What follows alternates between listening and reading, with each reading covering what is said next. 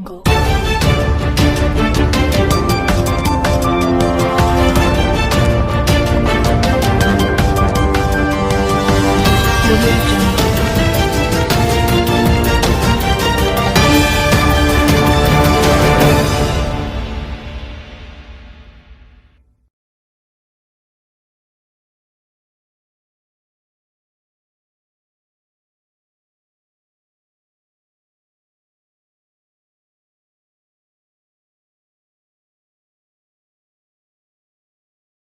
नमस्कार, मैं प्रिया। आज है 11 सितंबर। चलिए जानते हैं बिहार की 25 बड़ी खबरों को। बिहार में कोविड-19 प्रभावितों की संख्या पहुंची 1,53,000 के पार। बिहार में कोविड-19 प्रभावितों की संख्या लगातार बढ़ती जा रही है। स्वास्थ्य विभाग की तरफ से मिली जानकारी के अनुसार बीते दिन 24 घंटे में 1543 नए मरीजों की पुष्टि की गई है, जिसके बाद बिहार में प्रभावितों की संख्या 1,53,735 पर पहुंच गई है। अगर हम प्रभावित जिलों की संख्या की बात करें तो अररिया में 67, अरवल में 7, औरंगाबाद में 21, बांका में 28, बेगूसराय में 28, भागलपुर में 96, भोजपुर में 23, बक्सर में 25, दरभंगा में 45, पूर्वी चंपारण में 27, गया में 23, गोपालगंज में 52, जमुई में 15, जहानाबाद में 34, कैमूर में 22, कटिहार में 80, खगड़िया में 18, किशनगंज में 30, लखीसराय में 33, मधेपुरा में 27, मधुबनी में 63, मुंगेर में 20, मुजफ्फरपुर में 72, नालंदा में 47, नवादा में 23, पटना में 202, पूर्णिया में 92, रोहतास में 46, सहरसा में 33, समस्तीपुर में 29, सारण में 35, शेखपुरा में 11, शिवहर में 10, सीतामढ़ी में 16, सिवान में 17, सुपौल में 29, वैशाली में 29, पश्चिम चंपारण में 62। वहीं स्वास्थ्य विभाग की तरफ से मिली जानकारी के अनुसार कुल मिलाकर 1,37,271 मरीज ठीक हो चुके हैं। वहीं 785 लोगों की जान जा चुकी है। बीपीएससी बिहार सेवा पीटी परीक्षा की निकली तारीख। बिहार 31वीं न्यायिक सेवा की प्रारंभिक परीक्षा की तारीख की घोषणा कर दी गई है। 31वीं बिहार न्यायिक सेवा की प्रारंभिक प्रतियोगिता परीक्षा अब 7 अक्टूबर को आयोजित करवाई जाएगी, जिसके लिए बीपीएससी की परीक्षा नियंत्रक ने सूचना जारी कर दी है। बीपीएससी की वेबसाइट www.bpsc.nic.in पर इस परीक्षा से संबंधित जानकारी आसानी से ली जा सकती है। इतना ही नहीं, यह परीक्षा की संभावित तारीख है। जल्द ही परीक्षा के आयोजन की आधिकारिक तारीख की घोषणा कर दी जाएगी। आपको बता दें, 31वीं बिहार न्यायिक सेवा प्रतियोगिता परीक्षा के आधार पर 221 पदों पर सिविल न्यायाधीश का चयन होना है। 12 सितंबर को दरभंगा और देवघर एयरपोर्ट की तैयारियों का जायजा लेने जाएंगे केंद्रीय मंत्री हरदीप सिंह पुरी। केंद्रीय नागरिक उड्डयन मंत्री हरदीप सिंह पुरी बिहार के दरभंगा, झारखंड के देवघर में एयरपोर्ट का 12 सितंबर को दोनों जगहों पर दौरा करने के लिए जाने वाले हैं। भारतीय विमानन प्राधिकरण इंदौर एयरपोर्ट को विकसित करने का काम हो रहा है। उम्मीद जताई जा रही है कि जल्द ही यहां से विमान उड़ान भरने लगेंगे। वहीं हाल ही में दरभंगा के सांसद गोपाल ठाकुर ने भी केंद्रीय मंत्री हरदीप सिंह से मुलाकात की थी, जहां पर उन्होंने बताया कि दरभंगा से यथाशीघ्र हवाई सेवा प्रारंभ करने पर बातचीत जारी है। प्रधानमंत्री नरेंद्र मोदी ने पूर्णिया की बेटी मोनिका के काम से प्रसन्न होकर किया ट्वीट। बिहारियों की चर्चा हर मोर्चे पर आए दिन सुनने में मिल जाती है। इसी क्रम में बिहार में पूर्णिया की रहने वाली महिला पशुपालक मोनिका भारती को काम से प्रधानमंत्री नरेंद्र मोदी काफी प्रसन्न नजर आए हैं। इतना ही नहीं, उन्होंने 2 घंटे के कार्यक्रम में पूर्णिया की महिला पशुपालक मोनिका भारती से बातचीत भी की है और इस दौरान प्रधानमंत्री मोदी ने न केवल मोनिका का उत्साह बढ़ाया, बल्कि मोनिका का जिक्र करते हुए उन्होंने ट्वीट भी किया, जहां उन्होंने लिखा कि पूर्णिया की मोनिका भारती जी ने ससुराल में न सिर्फ अपनी शिक्षा पूरी की, बल्कि पशुपालन के जरिए अपने परिवार को भी संभाला है। उन्होंने गाय पालन और साथ ही साथ जिस प्रकार उन्होंने आत्मनिर्भरता का मंत्र फूंका है, वो हर किसी के लिए एक मिसाल है। सरकारी अस्पताल को जल्द ही सामान्य चिकित्सकों की मिलेगी सौगात। राज्य के अनुमंडल और पीएचसी अस्पतालों में जल्द ही और डॉक्टरों की नियुक्ति करवाई जानी है, जिससे आम नागरिकों को बेहतर चिकित्सा व्यवस्था आसानी से मुहैया होगी, जिसकी जानकारी स्वास्थ्य मंत्री मंगल पांडे ने खुद दे दी है। जिसके तहत उन्होंने कहा है कि बिहार तकनीकी सेवा आयोग की तरफ से 3,186 सामान्य चिकित्सा पदाधिकारी का रिजल्ट प्रकाशित किया जा चुका है। जल्द ही इन चयनित चिकित्सकों की नियुक्ति जिला और अनुमंडल अस्पताल के अलावा प्राथमिक स्वास्थ्य केंद्र और दूसरे प्राथमिक स्वास्थ्य केंद्र पर की जाएगी। हालांकि एक बार में इतने चिकित्सकों की नियुक्ति की प्रक्रिया का संपन्न होना भी उन्होंने काबिले तारीफ बताया है। बिहार के 7 एएसपी का हुआ तबादला। बिहार में 7 एएसपी अभियान का ट्रांसफर किया गया है, जिसमें गृह विभाग ने अधिसूचना जारी कर दी है। कुमार आलोक को नवादा एसपी से बदलकर वैशाली अपर पुलिस अधीक्षक के पद पर पदस्थापित कर दिया गया है। इसके साथ ही दुर्गेश कुमार को रोहतास में स्थानांतरित कर औरंगाबाद भेज दिया गया है। राजेश कुमार सिंह को अपर पुलिस अधीक्षक से ट्रांसफर कर गया का अपर पुलिस अधीक्षक के पद पर पदस्थापित किया गया है। इसके साथ ही सत्यप्रकाश मिश्रा को नालंदा से रोहतास, हिमांशु शेखर गौरव को मोतिहारी से नवादा, सूर्यकांत सिंह को वैशाली से नालंदा और कुमार ओम प्रकाश सिंह को अपर पुलिस अधीक्षक मोतिहारी के पद पर पदस्थापित कर दिया गया है। पूर्व मुख्यमंत्री और भाजपा चुनाव प्रभारी देवेंद्र फडणवीस आज पहुंचेंगे बिहार में आगामी विधानसभा चुनाव को लेकर भाजपा अपनी पूरी ताकत झोंक रही है। इसी क्रम में भाजपा के राष्ट्रीय अध्यक्ष और महाराष्ट्र के पूर्व मुख्यमंत्री और बिहार के चुनाव प्रभारी देवेंद्र फडणवीस आज पटना पहुंचने वाले हैं, जहां वो लगातार 4 दिनों तक बिहार में रहेंगे और कई कार्यक्रम में शिरकत करने वाले हैं। वो आरा, गया, पूर्णी और कटिहार में जाएंगे। देवेंद्र फडणवीस 11 सितंबर को दोपहर 1 बजे पटना पहुंचेंगे, जिसके बाद प्रदेश कार्यालय में पार्टी पदाधिकारियों के साथ बैठक करने वाले हैं। उत्तर बिहार के जिलों में अभी भी नहीं बढ़ पा रही औद्योगिकी उत्पादन। उत्तर बिहार के औद्योगिकी परिसर में अभी भी उत्पादन रफ्तार नहीं पकड़ पा रही है। मुजफ्फरपुर के बेला, बेतिया और कुमारबाग औद्योगिकी क्षेत्र में अभी भी सन्नाटा पसरा हुआ है। बेला के उद्यमी भारत भूषण ने हिंदुस्तान मीडिया से बातचीत के दौरान बताया है कि अधिकांश कारखानों में उत्पादन घटने से कई तरह की परेशानी उत्पन्न हो गई है। लागत बढ़ गई है, लगातार बाजार में मंदी के कारण कीमत बढ़ने की स्थिति में है। समस्तीपुर में धीरे धीरे औद्योगिकी माहौल को सुधारने की कोशिश की जा रही है। अगर केंद्र सरकार की तरफ से घोषित की गई योजनाओं का क्रियान्वयन ठीक से नहीं हो पा रहा है तो उद्यमियों को इससे कोई लाभ नहीं मिल रहा है। बिहार पुलिस के डिजिटल डेटा को सुरक्षित रखने के लिए मुख्यमंत्री नीतीश कुमार ने जारी की राशि। बिहार पुलिस के CCTNS से जुड़े तमाम डेटा को सुरक्षित रखने के लिए मुख्यमंत्री नीतीश कुमार ने राशि जारी कर दी है। इसके तहत तमाम तरह के डेटा भुवनेश्वर में सुरक्षित रहेंगे। किसी भी परिस्थिति में डिजिटल डेटा को सुरक्षित रखा जा सकेगा। इसके लिए भुवनेश्वर में डिजास्टर रिकवरी सेंटर स्थापित किया जा रहा है। जल्द ही काम शुरू किया जाएगा। रिकवरी सेंटर पर होने वाले सालाना खर्चे के लिए बिहार सरकार ने 54 लाख रुपए भी जारी कर दिए हैं। स्टेट सेंटर में डेटा खत्म होने के बाद भी किसी को परेशान होने की जरूरत नहीं होगी। पुलिस से जुड़ा सभी तरह का डेटा डिजिटल प्लेटफॉर्म पर सर्वर पर मौजूद रहेगा। आज बिहारी पहचान में हम बात करेंगे रवि भूषण भारती की। रवि भूषण भारतीय बॉलीवुड के अभिनेता हैं और रवि भूषण पुरस्कार से सम्मानित भी किए जा चुके हैं। पान सिंह तोमर एवं फिल्मिस्तान फिल्म में अभिनय उन्होंने किया है। भारतीय फिल्मकार विप्लव मजूमदार की आने वाली फिल्म शी द मूवी में भी मुख्य भूमिका में नजर आने वाले हैं। मिली जानकारी के अनुसार रवि भूषण भारतीय फिल्म के अभिनेता रह चुके हैं, जिनका जन्म बिहार के पूर्णिया जिले में हुआ था।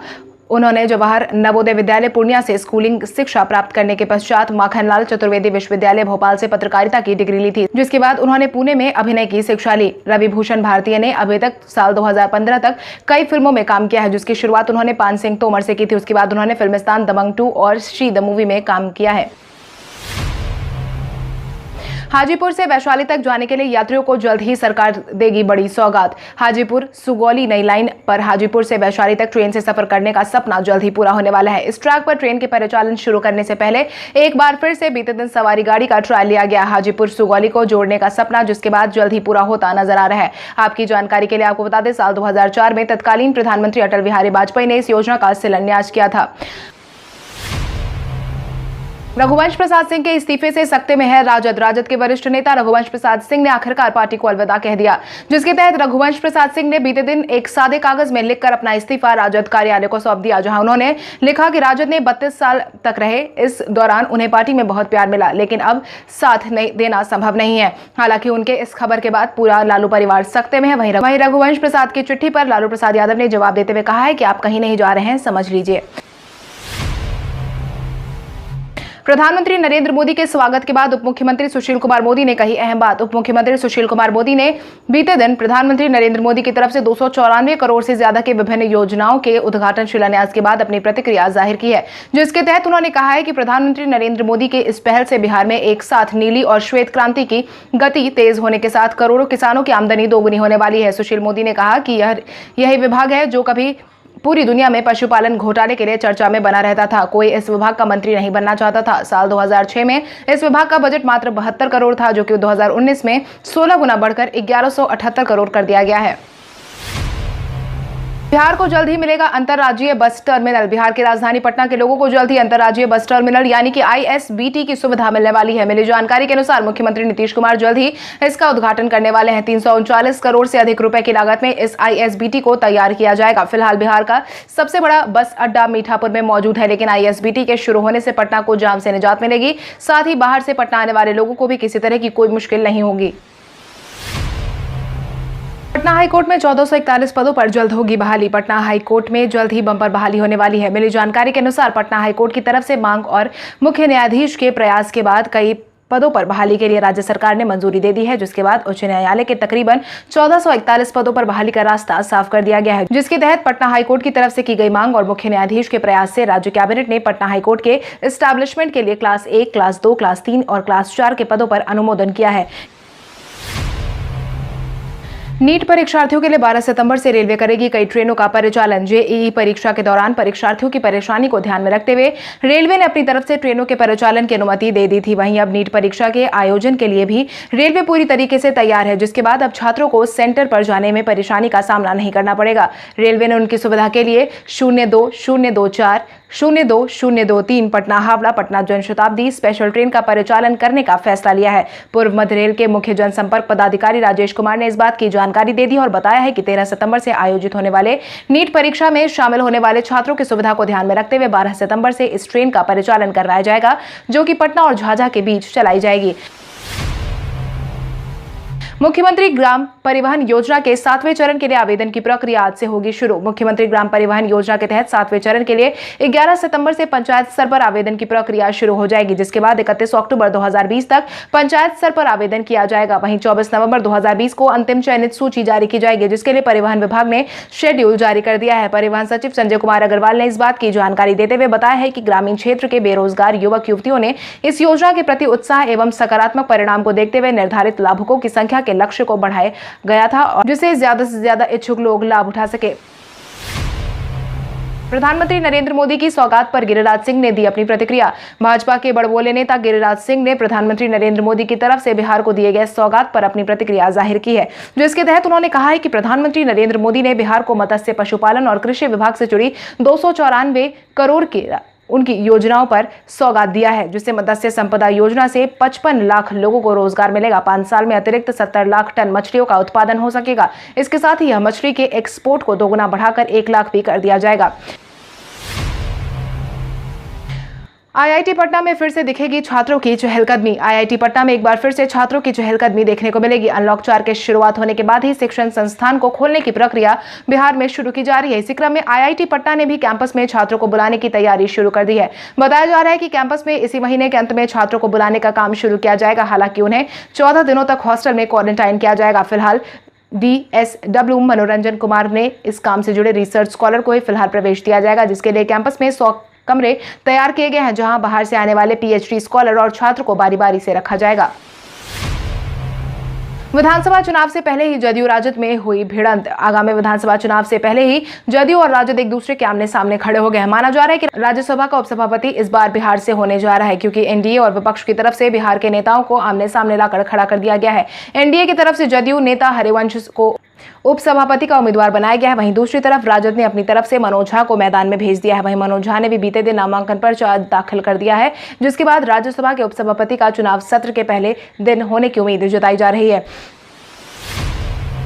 प्रधानमंत्री नरेंद्र मोदी के बिहार में वर्चुअल संवाद पर कांग्रेस ने लगाए आरोप। प्रधानमंत्री नरेंद्र मोदी की तरफ से बीते दिन 294 करोड़ का शिलान्यास उद्घाटन किया गया था, जिसके बाद राजनीति एक बार फिर से शुरू हो गई है। मिली जानकारी के अनुसार कांग्रेस के विधानमंडल दल के नेता सदानंद सिंह ने प्रधानमंत्री नरेंद्र मोदी के उद्घाटन पर तंज कसते हुए कहा है कि प्रधानमंत्री नरेंद्र मोदी की 294 करोड़ की घोषणा चुनावी लॉलीपॉप है। 2015 में की गई 1.25 लाख की घोषणा जैसा ना हो जाए। उन्होंने आगे कहा कि 15 लाख देने के बाद भी जुमलेबाजी निकली। सवाल ये उठता है कि प्रधानमंत्री को सिर्फ चुनावी सीजन में ही बिहार की याद क्यों आती है, पूरे साल बिहार से गायब क्यों रहते हैं।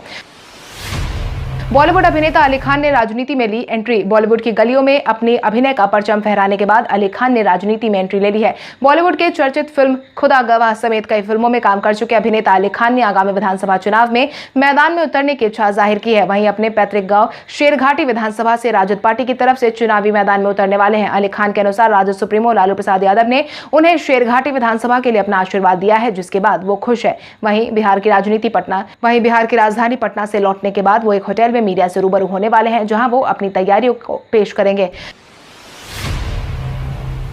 परेश रावल बने NSD के नए प्रमुख। बॉलीवुड अभिनेता और भाजपा के पूर्व सांसद रह चुके परेश रावल को नेशनल स्कूल ऑफ ड्रामा का अध्यक्ष नियुक्त कर दिया गया है, जिसकी जानकारी केंद्रीय संस्कृति मंत्री प्रहलाद सिंह पटेल ने ट्वीट करके दी है। प्रहलाद सिंह पटेल ने इस बाबत ट्वीट करके लिखा है कि प्रख्यात कलाकार परेश रावल को महामहिम द्वारा NSD का अध्यक्ष नियुक्त किया गया है। उनकी प्रतिभा का लाभ देश के कलाकारों एवं छात्रों को जरूर मिलेगा। हार्दिक शुभकामनाएं।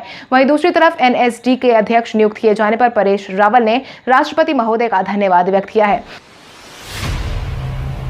स्टीव स्मिथ ने वर्तमान समय में दुनिया का सर्वश्रेष्ठ वनडे बल्लेबाज के नाम का किया खुलासा। ऑस्ट्रेलियाई खिलाड़ी स्टीव स्मिथ ने वर्तमान समय में दुनिया के सर्वश्रेष्ठ वनडे बल्लेबाज का नाम बताया है, जिसके तहत उन्होंने इसमें भारतीय कप्तान विराट कोहली का नाम लिया है। विराट कोहली की पारियों को देखते हुए स्टीव स्मिथ ने सर्वश्रेष्ठ बल्लेबाज के तौर पर उन्हें चुना है। आपको बता दें, उक्त बातें स्टीव स्मिथ ने इंस्टाग्राम पर अपने प्रशंसकों से बातचीत के दौरान कही है। ऑस्ट्रेलियाई टीम शुक्रवार को मेजबान इंग्लैंड के खिलाफ वनडे सीरीज का पहला मैच खेलने वाली थी। वनडे सीरीज कप के बाद पहली बार आमने सामने होगी, तो उन्होंने विराट कोहली का नाम लिया है।